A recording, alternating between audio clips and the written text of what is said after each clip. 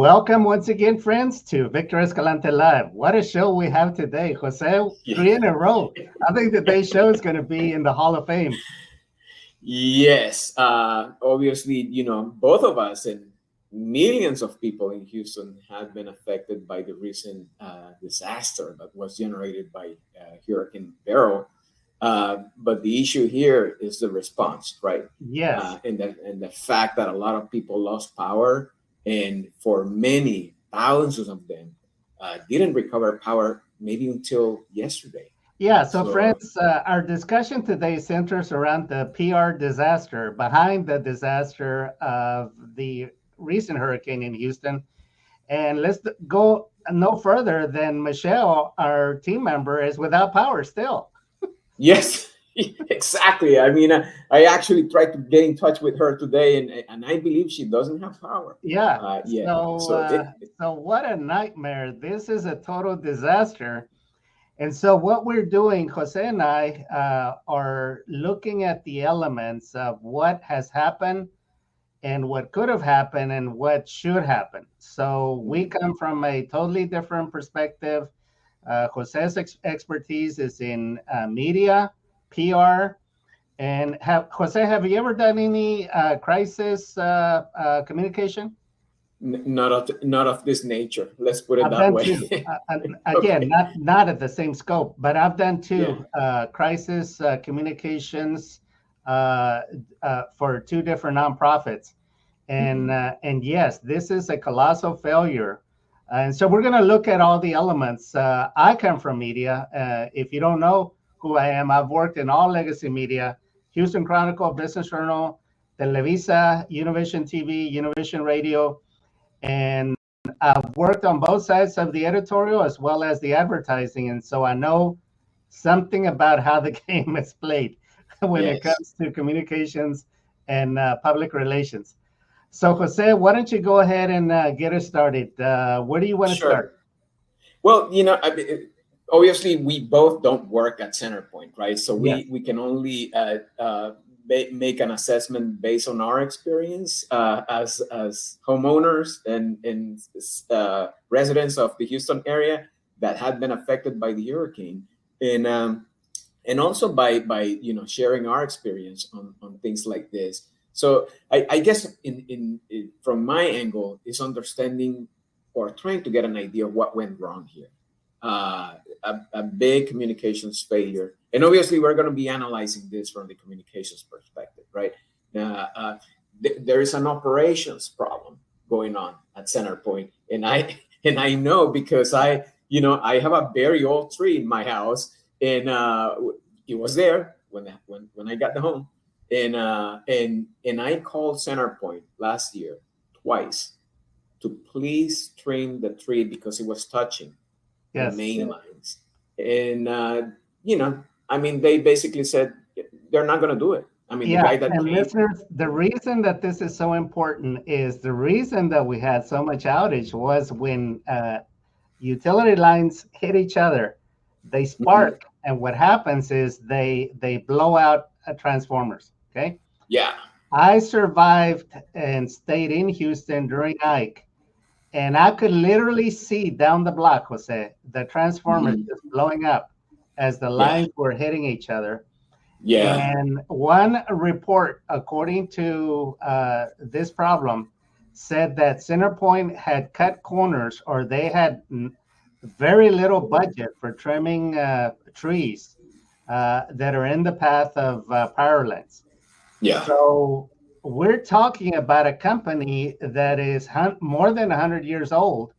This is not their first storm. This is not their first hurricane. Definitely. Yeah. So you would think that they know how to prepare in advance and how to maintain the system so that you don't have such colossal breakdown during a category 1 hurricane. Okay. Yeah. And I'm speaking from from the point of view of one homeowner, right? But if I stand on the fence where the tree is, and if I look both ways, I can see dozens of homes that have the Yes. same issue just in my neighborhood. Yes. So obviously they fail really bad. I still have the problem in the backyard in my house. I don't know when that's going to be taken care of, but you can Well, call hopefully, if anyone. CenterPoint is watching this, they I will hope immediately so, send man. the crew. Yeah, because you can hire somebody your own, but they won't touch that. Anything that is Yes. touching the main lines, they won't do it. Yes. That's right. And they Now, cannot do it. Yeah. so so again, I'm a total media politics nerd, and I follow Jeremy Wallace from the Houston Chronicle and his reporting. And there was a breakdown also between the lieutenant governor that was substituting Governor Abbott in not Mhm. requesting assistance and a declaration of disaster from the president in advance. That's just the way the system works now. So what does having a disaster declaration do? It opens up the purses of government to take care of a crisis. And you would think, Jose, that Mhm. if we have been declared um, a disaster zone, that you Mhm. would have extra funds allocated for maintenance. And again, this is not the first time that we go through this. Right. During Ike, I personally went without power for 2 weeks, Jose. Now, Phew. Oh man. those were very different times. Hmm.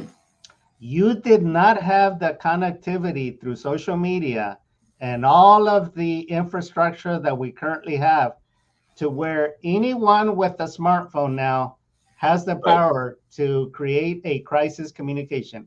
As we Yeah. saw with that one photo of the CenterPoint executive being in an air-conditioned building, making some sort of comment that Oh went man. down. Yeah. That is the picture or the post that went viral. Yes, Definitely. Yeah. Completely out of touch with what was going on throughout the city. But you bring a very good point about people having phones and sharing yes, what's going on in their homes, in their neighborhoods. Yeah, it was a different game, but the reality, I think, and this is obviously my perspective, is let's focus on the communication side of CenterPoint. Uh, I think I want to say that they knew there was a problem, right?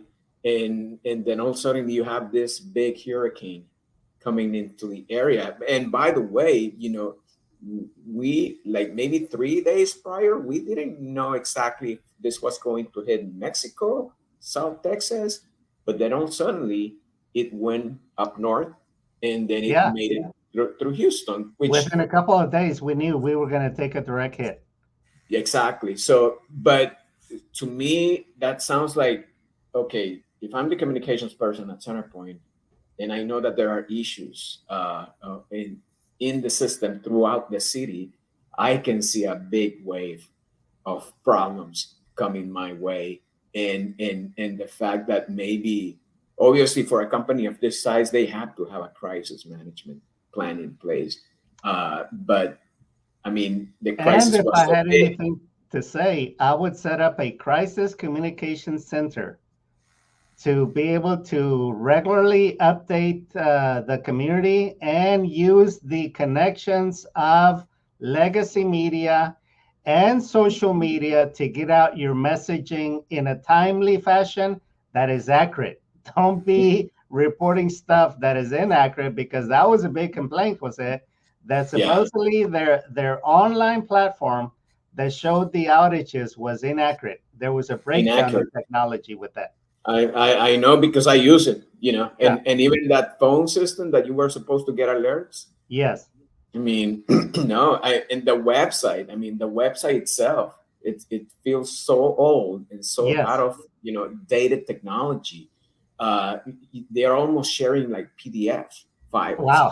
of where. That's crazy. Yeah, it is. Yeah. So I Look mean, at I'm how proud. Whataburger was more efficient Yeah, in and that's reporting why. the locations that had power or didn't have power to update Houston on Exactly. Yeah. the zones that were down. using other companies, apps to Yes. check where power is back. I mean, this. I guess the point here is that yes, you can have a crisis management plan in place, but I think this overwhelming very quickly, and a lot of things obviously fail. And I don't. I think that the response was really bad, and I honestly feel sorry for whoever is managing that department, but it went beyond the capacity of whatever they had in place. Now, again, not necessarily the communications teams takes the heat on this, but the problem obviously is somewhere else. On the operations side of CenterPoint, I think. At least that's the way Sure. that I see it. In Yeah. preparation for this interview, I did some research on who is the head of communications at CenterPoint. Mhm. And there is a highly, highly competent executive that comes from the industry of public utilities. And I'm sure, again, highly seasoned, highly experienced to know how to get the message out, how to get the communications Right. out. Now, Jose, talk to us about how, because this is your area of expertise as a PR consultant and a story engineer for a lot of nonprofits. What do you do in establishing those relationships with legacy media so that you can get the story out? If legacy media wants to know something or quote you on a story, how does that work? Yeah, well, you have to have the structure for doing so, right? I mean, this is not the job of one person, and having that team set up in place and being trained to respond to this kind of crisis is definitely fundamental. Otherwise, you can be Wonder Woman or Superman, but you're not going to get that far in the process. So. Prior to the hurricane hitting Houston, you almost have to be talking to the news media already. Yes. You don't wait until get hit uh, to start engaging the news media. No, I mean this needs to happen way before. And that's So why you invite the media to a press conference to do an advance notice of what is in place and yeah, what homeowners need to do if X or Y should happen. So that again, it's like you have your pulse on the community and you now have a communication loop that you're looping in the media that is going to be your bridge to the community right. so that people at least know that you're on top of things. Yeah, I mean, you're such a big company, and the job that you do is so important for the You have city. an entire team. You have a large team, I'm sure, that needs to be fanned out across Houston, and maybe even do some of their own reporting, especially when it comes to getting out the facts, the information. Right. Exactly. Yeah. I mean, I will think and I hope that they within their crisis management response, they have a way to engage the news media, not by phone call, but maybe setting up a meeting with them, inviting Yes. them to the office, and plan with them how they are going to respond in regards to the crisis that it's coming our way. So I mean, that to me is almost like a very, very fundamental step to take. And but that is engaging the legacy media, right? Another thing is how do you create those buffers so your brand doesn't get that hit multiple times during the crisis. And let me give you one example of what I'm talking about here.